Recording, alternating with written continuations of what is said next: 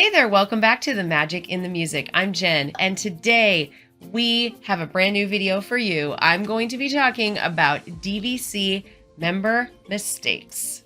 A lot of people might refer to these as rookie mistakes, things that we and others have done as new members, but we wouldn't do today. When we know better, we do better. So let's try to learn from some of these common member mistakes.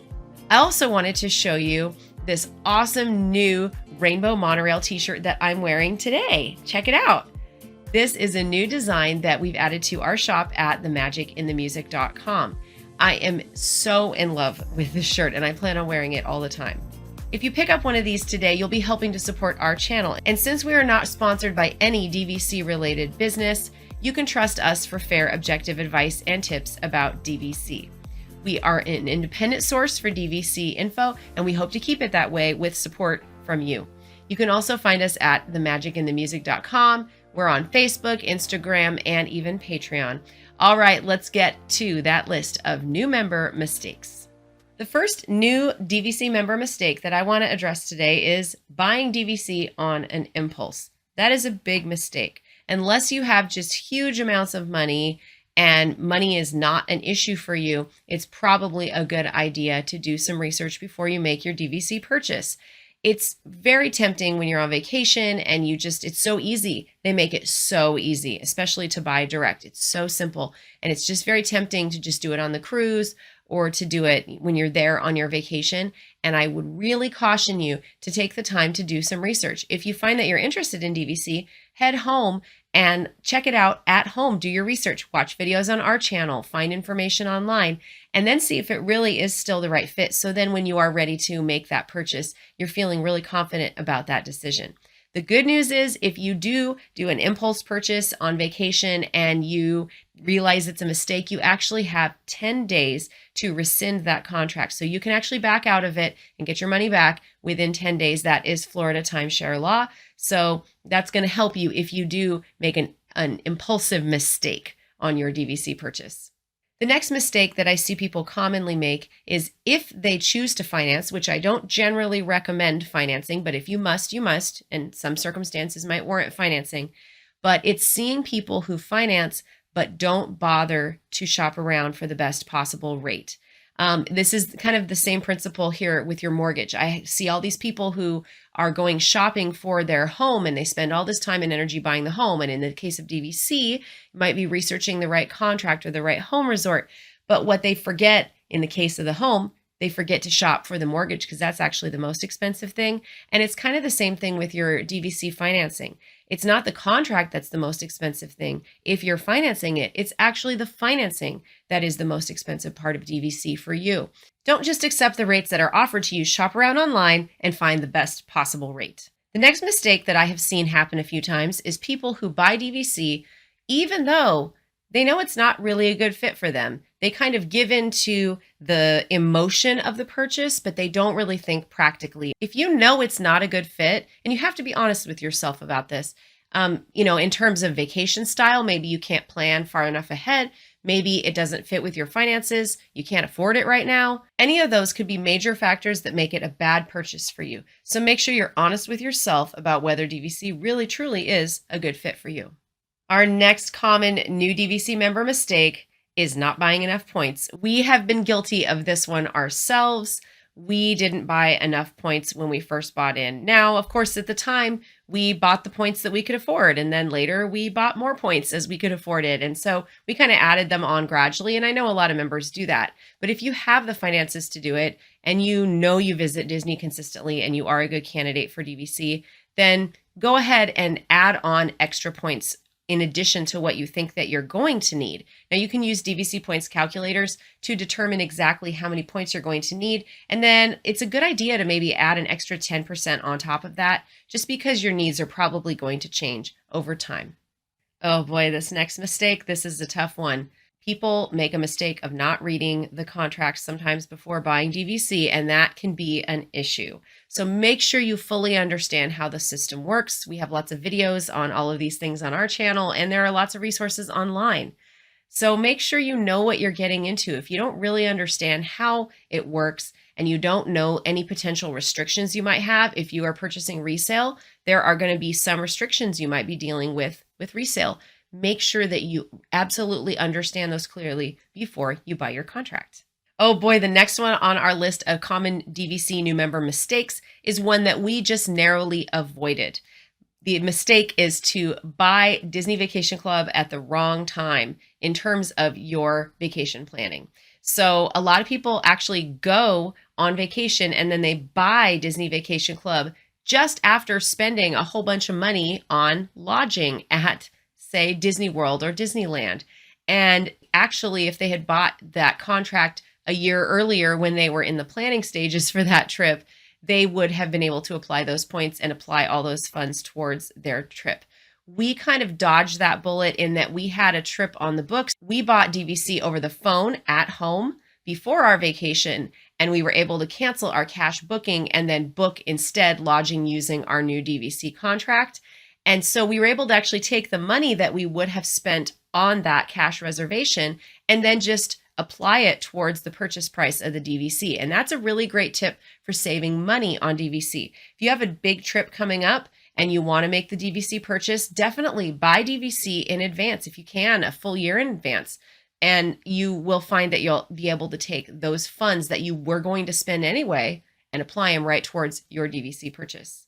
Oh, this list is kind of painful because some of these apply to us. The next DVC new member mistake is missing your 11 or 7-month window. Oh, I have to confess, maybe this isn't even a new member mistake. I feel like this is a mistake I've made as an older member. And I think a lot of us do. Maybe we're less excited because it's not our first booking. We've done it a bunch of times and we just forget. So please, please, please mark in your calendar or your planner, put an alert or a reminder or something so that you do not miss your 11-month and or 7-month window when you need to be making bookings. I always recommend booking something for your travel dates at the 11-month window. If you know your dates, go ahead and book it. You can always switch it to something else in the future. Oh, the next one on the list. This is another one that we've been guilty of as well. And it's getting impatient when shopping for resale. It can be really hard when you are purchasing Disney Vacation Club resale, which I will link some videos up above here in the corner that give you more information about resale. You can actually buy direct from Disney, or you can buy a resale, sort of like the used car of DVC, which has a lot of advantages. But one of the disadvantages is that it takes a lot longer to buy a DVC resale contract. And it's easy for people to get impatient. And I definitely have heard stories of people who just sort of were shopping for resale and they were just like, forget it, I'm done. I'm just going to call and I'm going to go get my points. And tomorrow I'll be making my reservation and I'm going to buy it direct. That's fine if you can afford that, but there really is a lot of savings to be had in resale. So if you make the decision to go the resale route, you got to be strong. You can do this. You can do this. Be strong and don't get sucked into that trap of just jumping in and buying direct. Now, there are times and reasons when you do want to buy direct. And for some of you, maybe you only want direct because those points will be unrestricted. When we bought our first contract, the resort that we wanted was brand new, so we could only buy it direct. There weren't resale contracts available, so that wasn't even an option.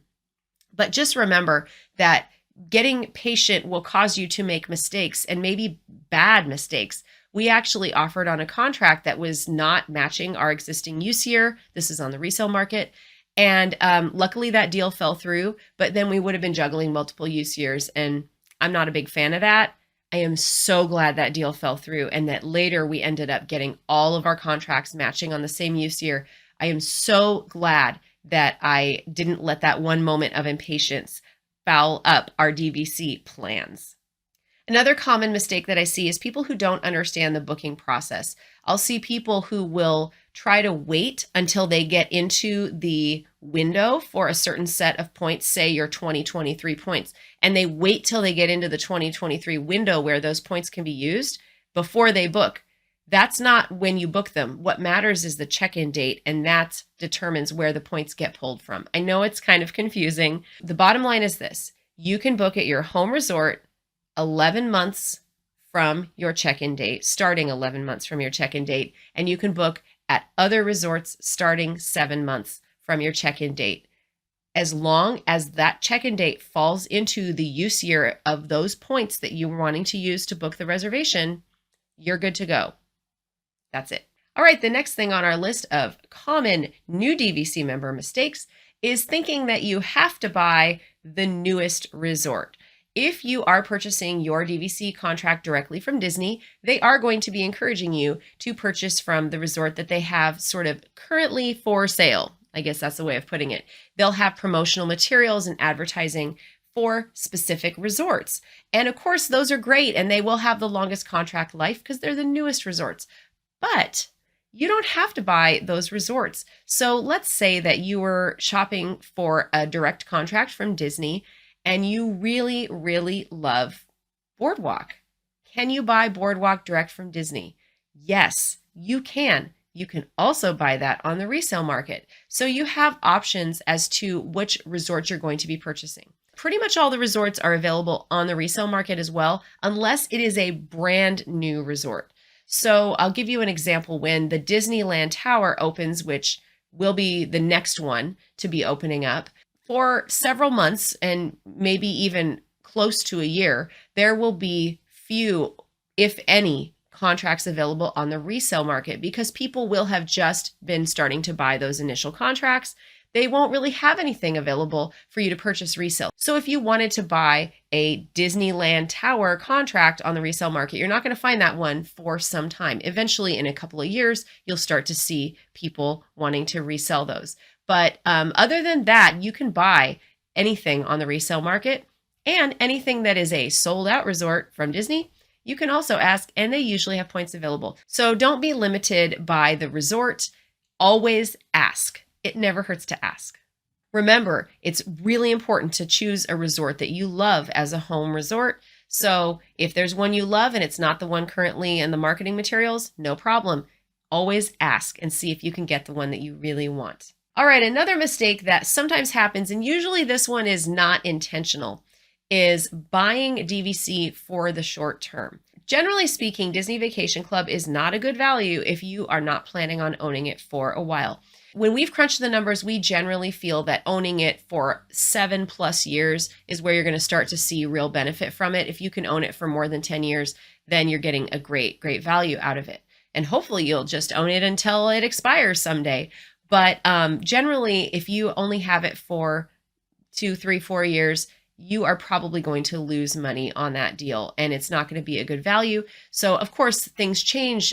You know, we know life happens and unexpected expenses come up, your life circumstances change, divorces happen, things like that. And so sometimes you just have to sell them and it's not the amount of time that you anticipated owning it. But generally speaking, you want to assume you're going to own it for 7 to 10 years or ideally more if you're going to get a good value out of your DVC purchase. Remember that Disney Vacation Club is not an investment. Yes, it is possible to have purchased it, hang on to it for a long time, and then some members are able to sell it and make money off of it. That's great. But the bottom line is you are paying for accommodations at these DVC resorts. That's fundamentally what the contract is for, and that's what you're getting. It is not for investment purposes. So you need to go into it without the expectation that you're going to be making money. Are you likely to get much of the money back if you hang on to it for several years? Yeah, you probably will. Historically, it has been a pretty sound buy in terms of being able to turn around and sell it later. Of course, the longer you hold it, the more you're going to get back out of it. But it is definitely not an investment. Another mistake we sometimes see people making is purchasing one really big contract and forgetting that that takes away their flexibility to be able to break it up and sell off parts of it later on. When I say big contracts, things like say 300 points and higher, those start to be more difficult to resell depending on the resort and of course the cost per point. But those become more difficult to resell because you need to have a huge amount of money to purchase that. And when you resell them, they are also going to fetch a little bit lower per point price. I have seen some contracts listed online for say 1,000 points and they are insanely expensive. I mean, hugely expensive. So I would go put a down payment on a house instead of buying a contract like that. So I think it's a really good idea to break it up. I don't want to own anything more than about 150, 160 points on one contract, so that you have the flexibility of splitting it up, selling off points if you need to later on. Say your kids grow up and you're not going as often, or whatever, your needs change over time.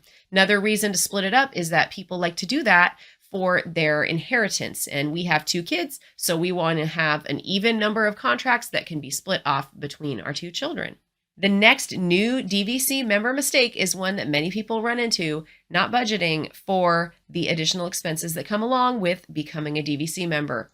Yes, you know about the dues, you know about the initial cost of the contract, but did you know that if you own DVC, you're probably going to be traveling to DVC locations more often? You may be paying for additional airfare. You may be paying other travel expenses. We pay dog boarding, and that's quite expensive, actually.